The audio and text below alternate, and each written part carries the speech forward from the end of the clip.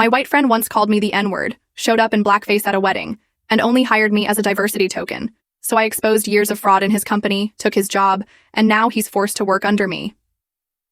There are moments in your life when you realize you've been played, used. And for me, that moment hit like a physical blow when I finally understood why I'd been brought into that fancy corporate office. It wasn't for my skills. It was because I was black, and they needed a token. Growing up in Maine, being one of the only black kids around meant my friend groups were always predominantly white. I thought I'd become numb to it. The N-word was practically a standard greeting, and some of my classmates even used to whip me with towels, pretending I was their slave.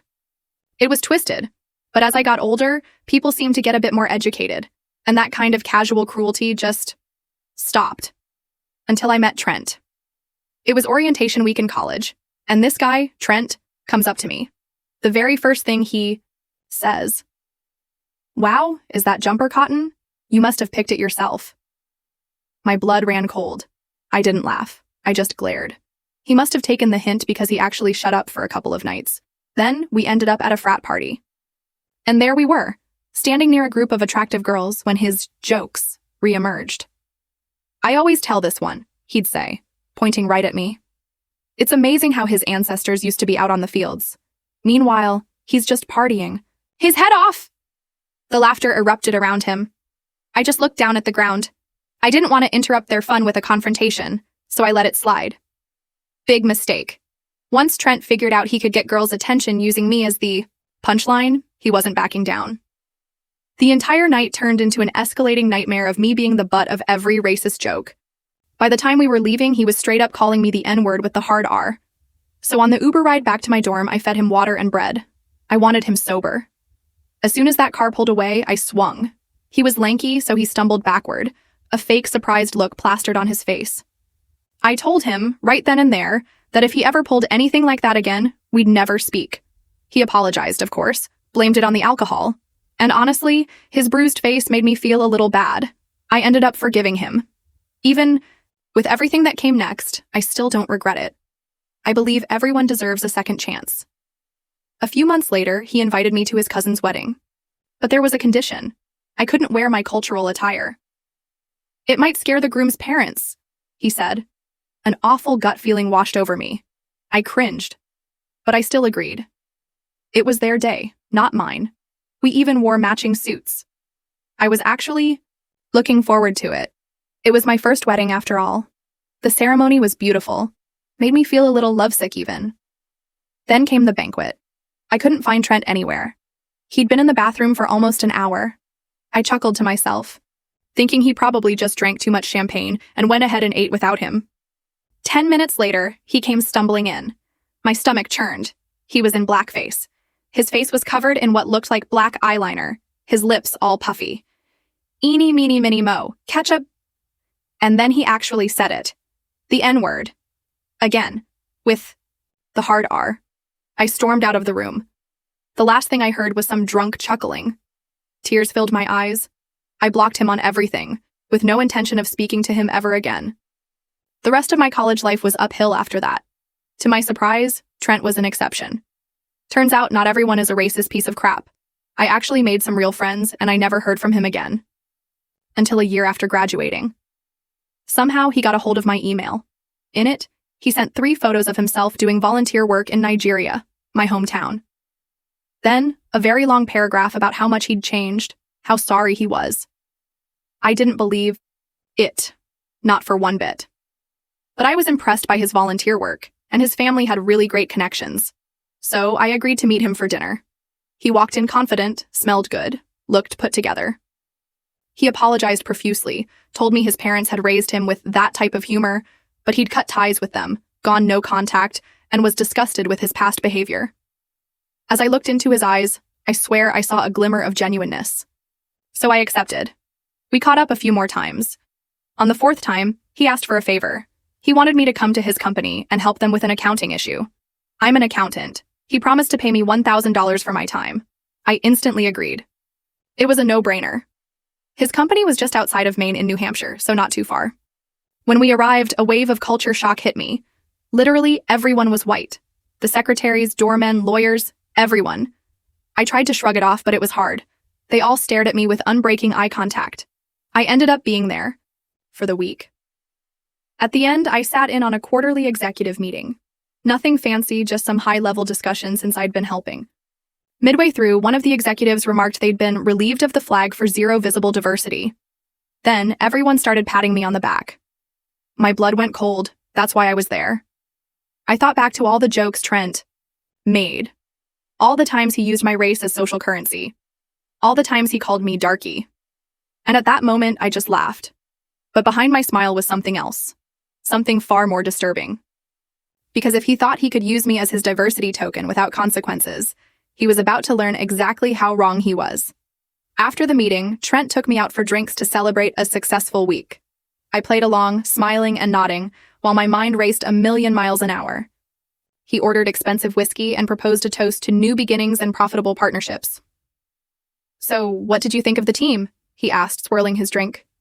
"They seem nice," I replied, keeping my voice neutral. That comment about diversity was interesting, though. Trent waved his hand dismissively. "Oh, that's just corporate talk. Don't worry about it." "Was that why you brought me in? For diversity points?" His smile faltered for just a second before returning. "Of course not. Your accounting skills are top-notch. That was just a bonus." I nodded slowly, pretending to accept his explanation. But I knew the truth now. This wasn't about my skills or even about friendship. This was about using me. Just like he'd always done. "Actually," Trent continued, leaning forward excitedly, "the company is looking to hire a new financial controller. The pay is excellent, and with your skills, you'd be perfect. Plus, it would really help our diversity numbers." And there it was. The mask slipped just enough for me to see the real Trent underneath. He hadn't changed at all. "I'll think about it," I said, forcing another smile. But what I was really thinking about was how to make Trent regret ever trying to use me again.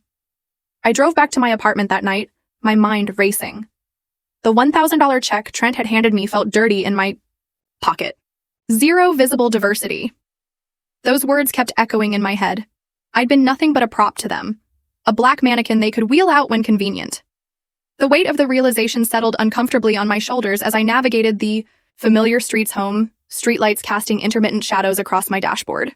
The next morning, I deposited the check and started researching Trent's company, New Hampshire Financial Advisors. Their website was all stock photos of diverse people smiling in business settings. But I knew the reality now. I dug deeper, checking their LinkedIn profiles, company reports, anything I could find.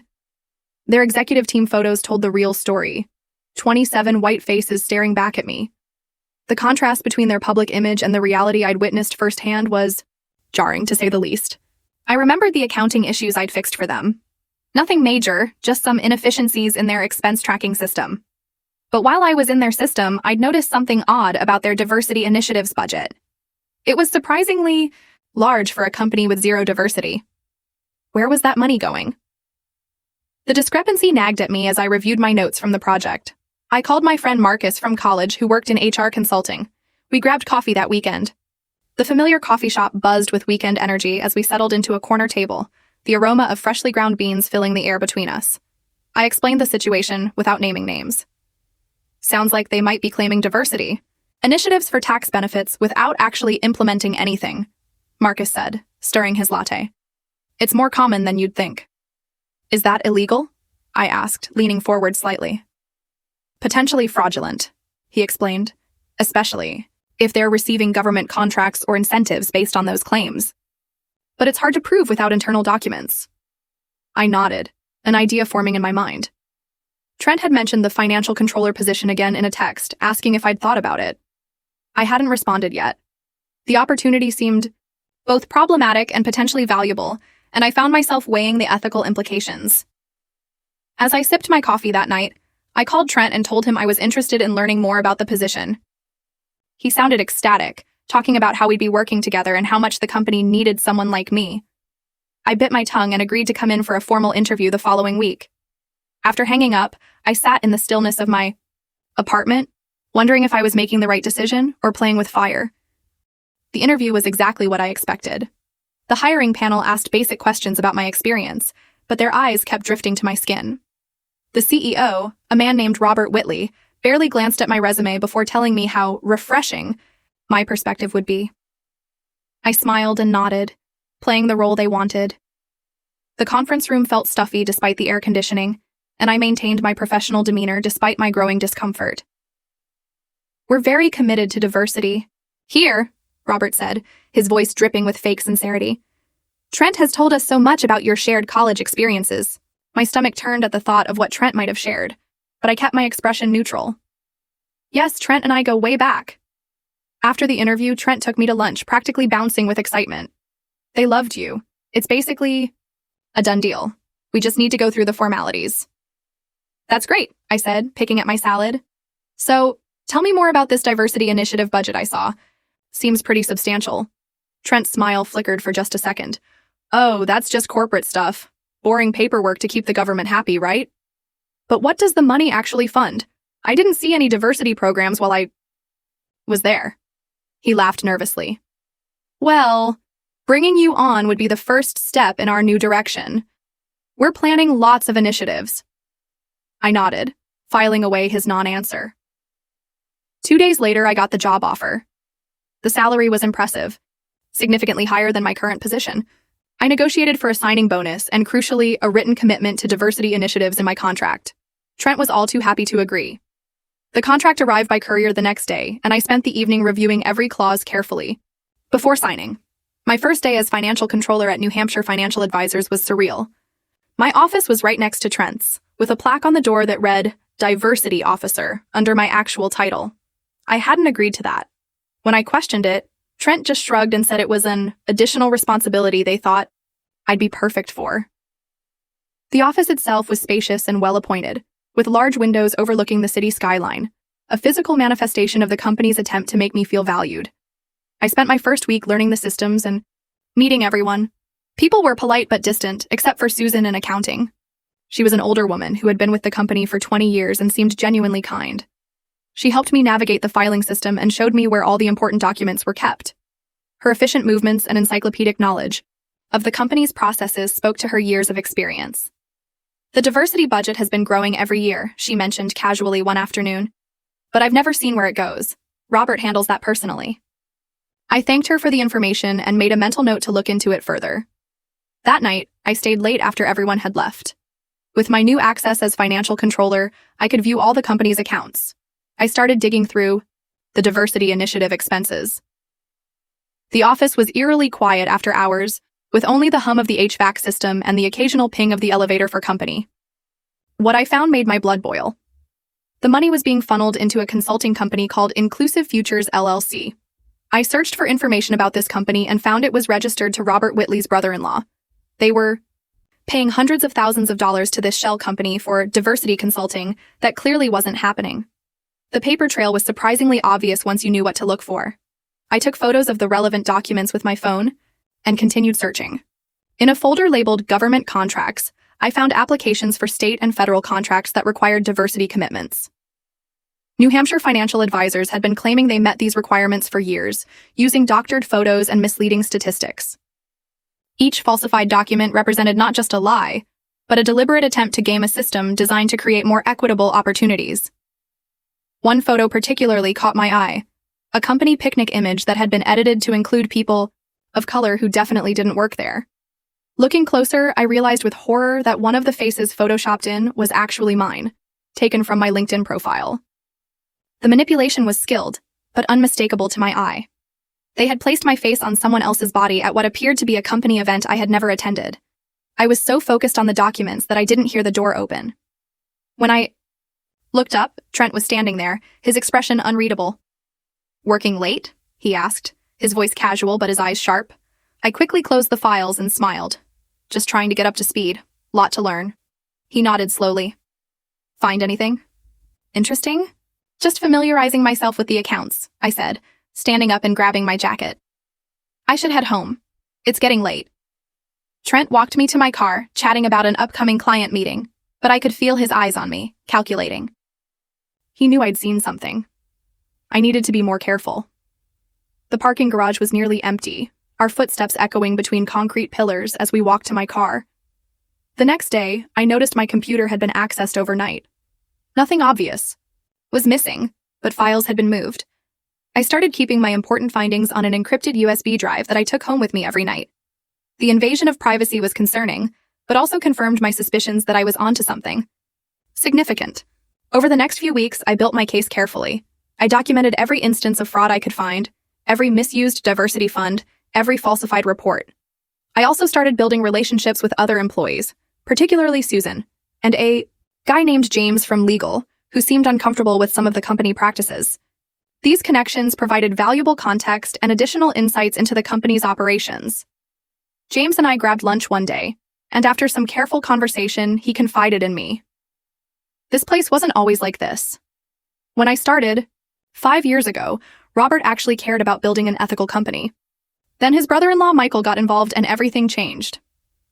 Michael Mercer from Inclusive Futures? I asked, trying to keep my tone conversational despite my intense interest. James nodded. He's got Robert convinced that they can make more money by just pretending to be diverse rather than actually doing the work. It's all about government contracts and tax breaks. This was valuable information. I asked James if he'd be willing to go on record about what he knew, but he hesitated. I've got a family to support. I can't risk my job. I understood his position, but kept building my case anyway. Meanwhile, Trent was getting suspicious. He started showing up at my office unannounced, checking what I was working on. He invited me to his house for dinner one weekend, introducing me to his girlfriend Jennifer as our diversity hire, with a laugh that made my skin crawl.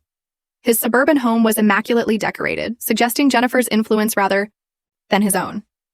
Jennifer seemed embarrassed by his comment and later apologized when Trent was in the kitchen. He doesn't mean anything by it, she said quietly. He just doesn't think before he speaks sometimes. Has he told you about our college days? I asked, swirling the wine in my glass. She nodded uncomfortably. He said you two were best friends. I almost choked on my drink. Did he mention the Blackface incident at his cousin's wedding? Her eyes widened. What? No, he never mentioned that. I told her the whole story, watching her face fall as she realized who she was dating. By the end of the night, she was looking at Trent differently, and he noticed. They had a whispered argument as I was leaving. I caught fragments of heated words as I retrieved my coat from the hallway closet. The next day, Trent cornered me in my office. What did you say to Jennifer? Just told her about our college. Memories, I said innocently. The wedding was a highlight. His face darkened. Look, I thought we were past all that. I apologized. I'm giving you this opportunity. What more do you want? I want to do my job properly, I replied calmly, including overseeing the diversity initiative's budget, since apparently that's part of my role now. He stared at me blankly. Fine, but remember who brought you in. You owe me. I didn't owe him anything, but I nodded anyway. That afternoon, I received an email giving me oversight of the diversity budget. It was exactly what I needed. The formal authorization gave me legitimate access to information I had previously been investigating, covertly. With my new authority, I scheduled a meeting with Inclusive Futures LLC to discuss our diversity strategy. Trent insisted on attending with me, clearly nervous about what might happen. We drove to the meeting together, an uncomfortable silence, filling the car despite Trent's occasional attempts at small talk. Michael Mercer was exactly what I expected, a smooth-talking consultant with expensive clothes and zero substance. His office was just a small room in a shared workspace with no actual employees in sight. When I asked for specific examples of the diversity work they'd done for our company, he fumbled through vague answers about cultural assessments and inclusion frameworks. His designer watch and tailored suit suggested he was profiting handsomely from this arrangement. I took detailed notes while Trent squirmed beside me. When I asked to see the diversity training materials they'd supposedly created for us, Michael promised to email them later. They never arrived. The meeting concluded with firm handshakes and hollow promises of follow-up that I knew would never materialize. Back at the office, I compiled a report documenting the fraudulent relationship with Inclusive Futures and the misuse of diversity funds. I also gathered evidence of the falsified government contract applications. The question was what to do with this information. Each evening, I added to my documentation, organizing everything meticulously should it ever need to be presented to authorities. I considered going straight to the authorities, but I knew how these things often played out. The company would hire expensive lawyers, blame everything on a misunderstanding, and probably find a way to make me the scapegoat. I needed leverage. The right moment to act would require patience and strategic thinking. My opportunity came when Robert announced A major government contract bid that heavily emphasized diversity requirements. The company was going all in, with Trent leading the application process. They even scheduled a photo shoot for new marketing materials, asking me to stand front and center in every picture. The photographer directed me to various poses while my colleagues were arranged strategically around me. "We need to showcase our commitment to diversity," Robert explained during a planning meeting. "Our new diversity officer will be the face of this initiative." I smiled and agreed, playing along. After the meeting, Trent pulled me aside. "This contract is worth millions. If we land it, there's a big bonus in it for you." "Sounds great," I said. "I'm happy to help however I can." The next few weeks were a flurry of activity. I helped prepare the bid documents, carefully noting every false claim they made. I posed for photos that would be used to misrepresent the company's diversity, and I finalized my own documentation of all their fraudulent activities.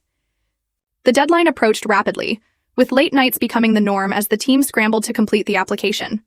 The night before the bid was due, I stayed late to review the final documents. Once everyone had left, I made my move. I replaced the diversity statistics with accurate ones, removed the false claims about diversity initiatives, and included a note explaining that previous applications had contained intentionally misleading information. I saved a copy of the original fraudulent bid as evidence. My heart raced as I made these changes, knowing there would be no turning back once the bid was submitted. The next morning, Trent was in a panic. "Someone changed the bid documents. All our diversity data is wrong." "What do you mean?" I asked innocently. "The numbers. They show we have almost no diversity, and someone removed all our initiative descriptions." He was practically shouting. "The bid is due in 2 hours," Robert called an emergency meeting.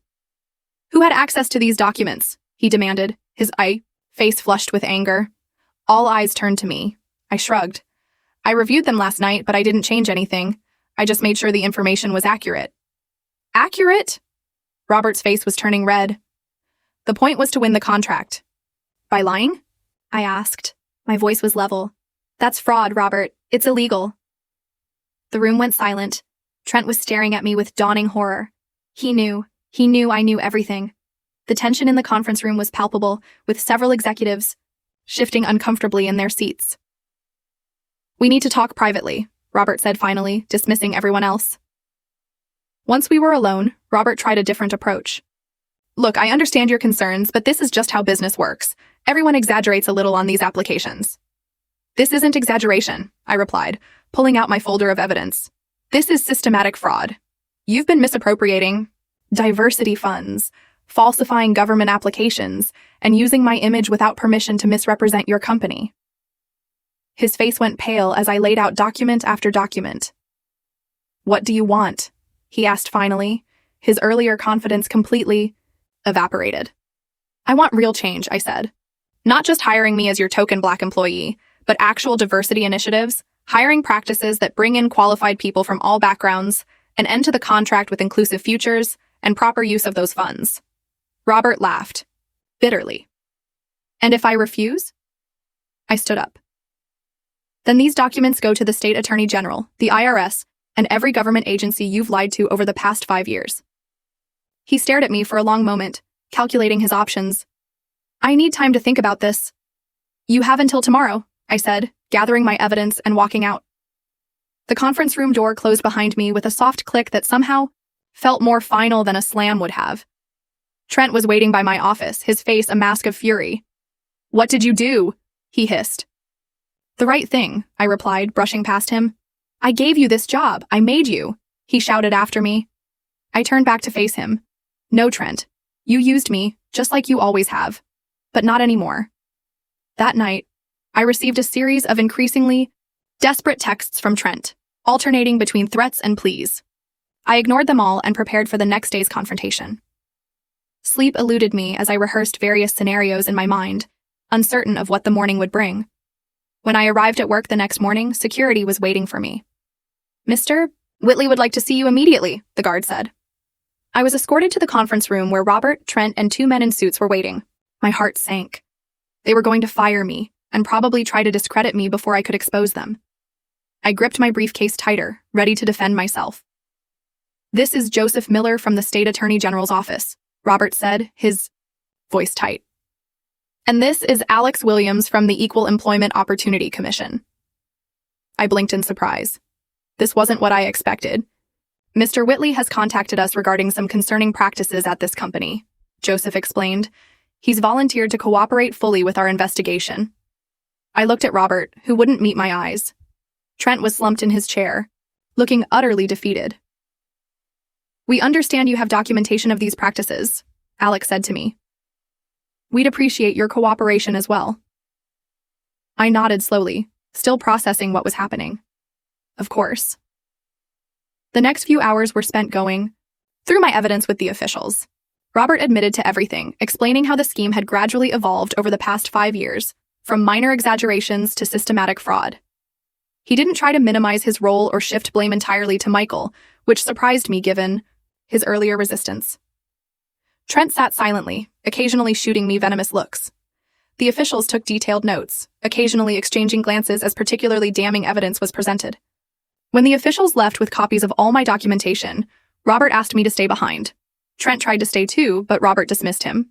The door closed behind Trent with more force than necessary, his frustration evident. Why did you contact the authorities yourself? I asked once we were alone. Robert sighed heavily. Because you were right. This has gone too far. And frankly, when I saw all the evidence you had, I knew we couldn't cover it up. Better to come clean on our terms than be exposed. What happens now? The company will pay significant fines. Michael will face criminal charges for his role in creating the fraudulent consulting scheme, will be under strict oversight for years. He looked at me directly. I'd like you to lead our actual diversity initiatives, real ones this time with a real budget and real authority. I considered his offer. And Trent? That's up to you, Robert said. He was following my lead with the fraud, but his behavior toward you personally is unacceptable. If you want him gone, he's gone. I thought about it for a while, and something clicked. I don't want him fired, I said. I want him to report to me. I want him to work on actual diversity initiatives under my supervision. Let him learn why this matters. Robert nodded slowly. That can be arranged. The next day, I called a company-wide meeting. Standing at the front of the room, I explained my new role and the changes that would be coming. Some people looked uncomfortable, others relieved.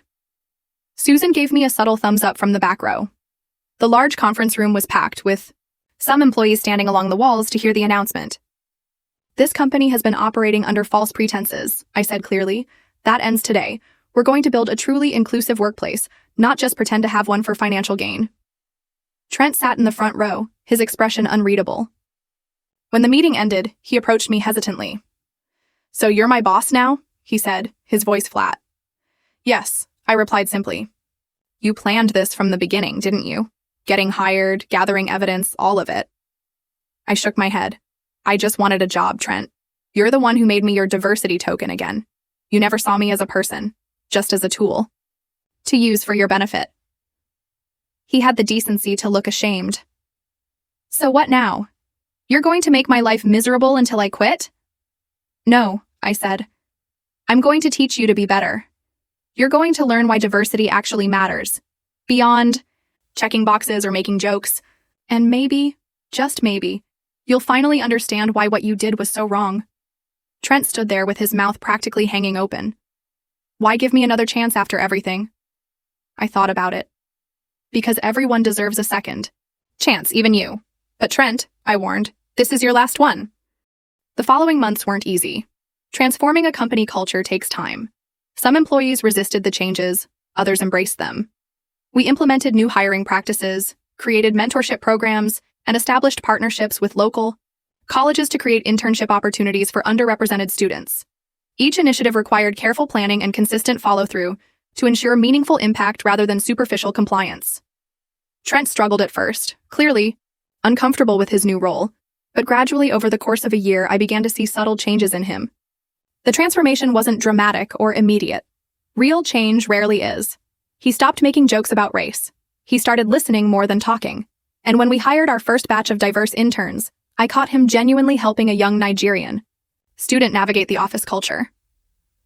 One evening as we were leaving work, Trent stopped me in the parking lot. I need to say something, he said, looking uncomfortable. Go ahead, I replied, curious. I'm sorry, he said simply. Not just for the company stuff, but for everything. College, the wedding, all of it. I was racist, and I used you.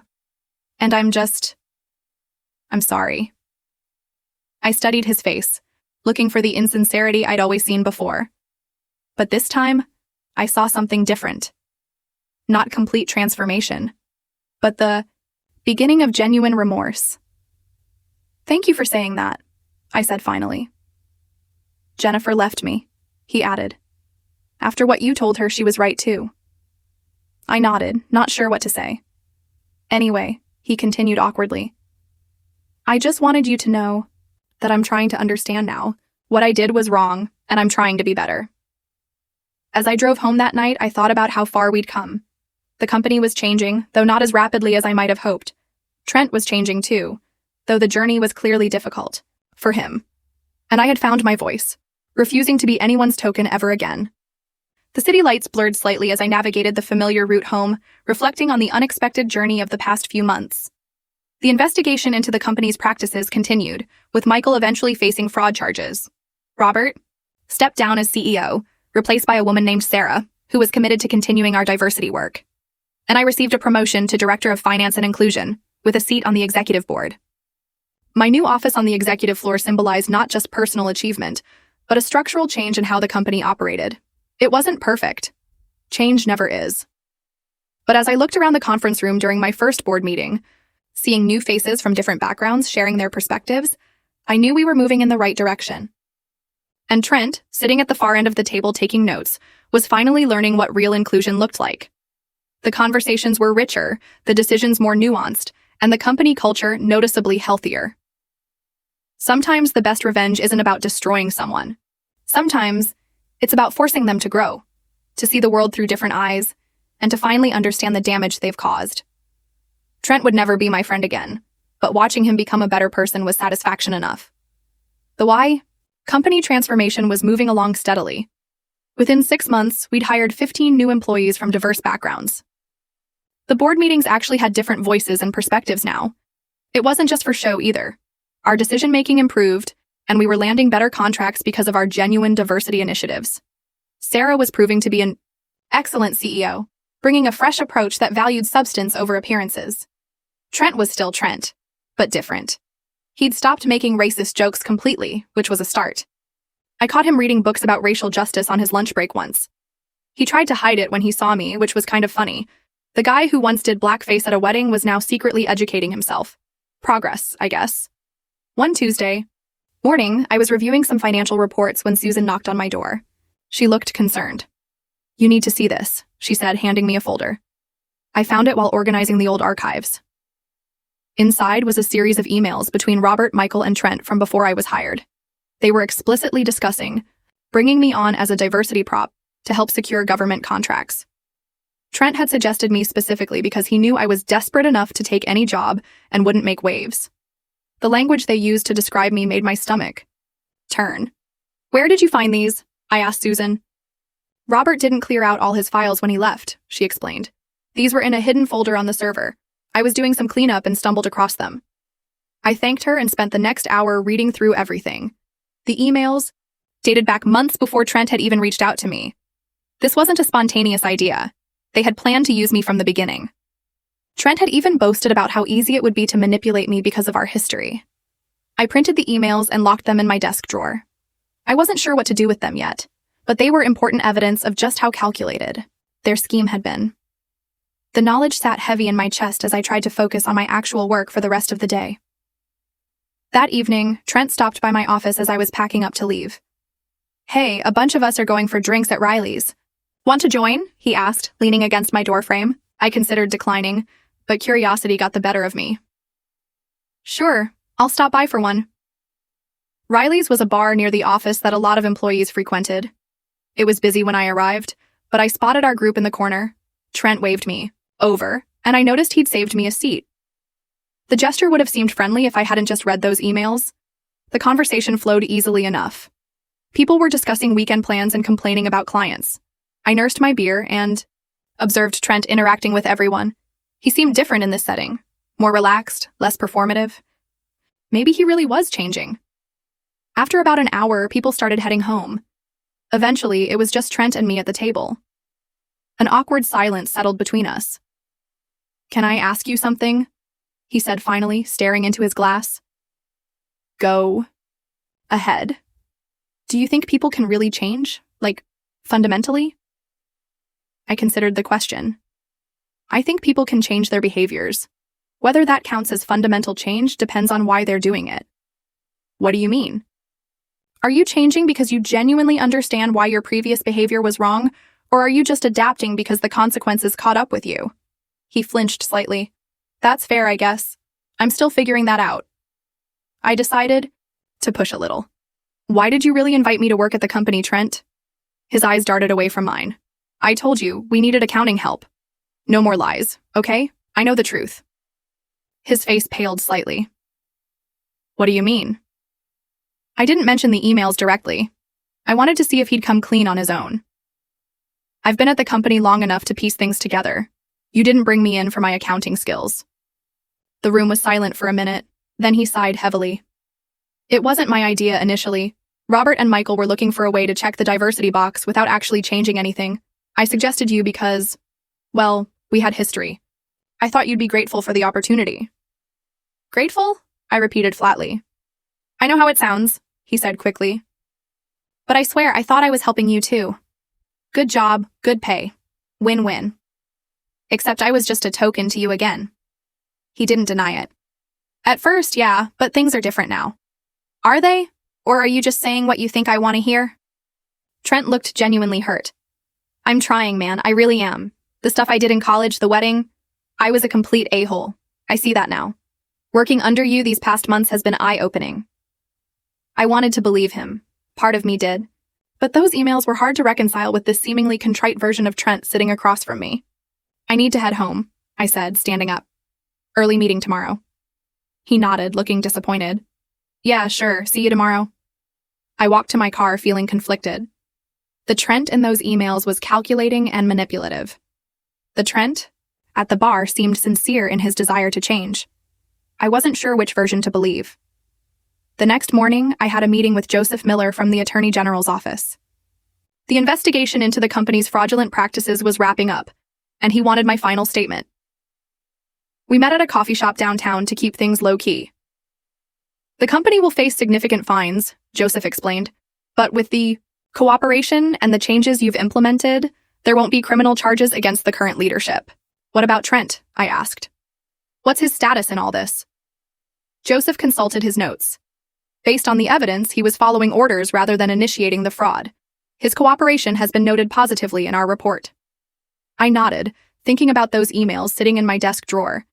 If I turned them over now, it would change things for Trent. The investigation would show he was more involved than previously thought. Is there something else? Joseph asked, noticing my hesitation. No, I said finally. I think you have everything you need. I wasn't protecting Trent out of loyalty. I just wasn't convinced that punishing him further would accomplish anything meaningful. The company was changing. He was changing. Sometimes justice looks different than we expect. Back at the office, I found Trent waiting by my door. He looked nervous. Can we talk? He asked privately. I let him in and closed the door behind us. He paced for a moment before speaking. I couldn't sleep last night, he began. After our conversation, I realized I've never been fully honest with you about anything. I sat down at my desk, waiting. When Robert first suggested bringing you in as a diversity hire, I didn't just go along with it. I encouraged it. I saw it as an opportunity to, have power over you somehow. After you punched me in college, there was always this part of me that wanted to get back at you. I wasn't surprised, but hearing him admit it still stung. But working with you these past months, he continued, seeing how you've transformed this company, how you've handled everything with such integrity, I'm ashamed of who I was, who I've been. He pulled out an envelope and placed it on my desk. This is my resignation. I don't deserve to work here after what I did. I stared at the envelope but didn't touch it. Is this another performance? Trent? Another way to manipulate the situation? He shook his head. No performances. No more manipulation. I just can't keep pretending I deserve the second chance you gave me. I opened my desk drawer and pulled out the folder of emails. Susan found these yesterday. Trent's face fell as he realized what they were. So you already knew? Yes. Then why didn't you say anything last night? Why didn't you turn me into the investigators this morning? I considered the question carefully. Because firing you or seeing you prosecuted wouldn't actually solve anything. You'd just be another white guy who got caught being racist, paid some price, and moved on without really changing. So, what do you want from me? I want you to stay and do the work, I said, pushing the resignation letter back toward him. Not because you feel guilty or because you're afraid of consequences, but because it's the right thing to do. He looked confused. After everything I did, you still want me here? I want you to understand why diversity matters. Really understand it, not just as a checkbox or a way to avoid getting in trouble, and the only way that happens is if you stay and keep learning.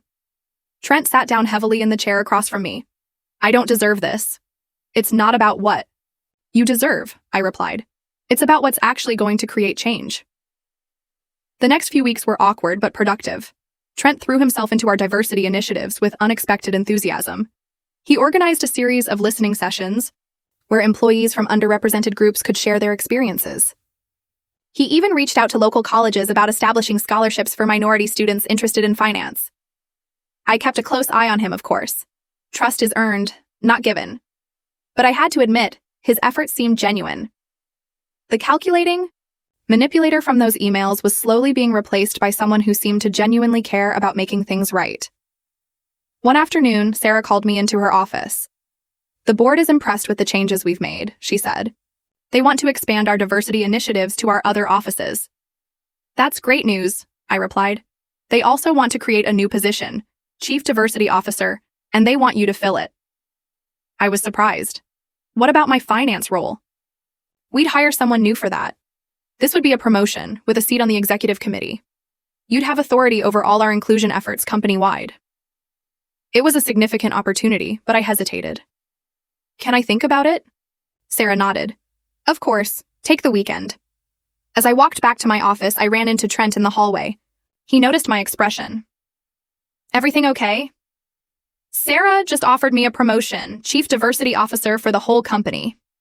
That's amazing, he said, genuinely excited for me. You absolutely deserve it. I'm not sure if I want it, I admitted. It would mean giving up the finance work. Trent considered this. Can I offer some perspective?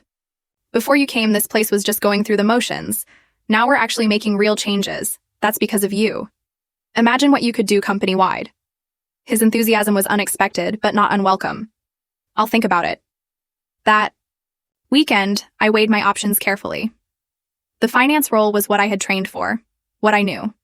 The diversity position would be challenging in different ways, but maybe that was the point. Change doesn't happen in comfortable spaces. I accepted the promotion on Monday morning. Sarah was thrilled, and the announcement went out to the whole company that afternoon. The congratulations poured in, including a surprisingly heartfelt email from Trent. My first task as Chief Diversity Officer was to assess all our offices nationwide. I spent the next month traveling, meeting employees, and evaluating existing practices. The patterns were consistent, surface-level diversity efforts with little substance behind them. It was going to be a big job to transform the entire company. Culture. When I returned from my assessment tour, I found a surprise waiting in my new office. The team had organized a small celebration, complete with cake and decorations. Susan, James, and several others were there, along with Trent, who hung back awkwardly. This was Trent's idea, Susan whispered to me. He organized everything.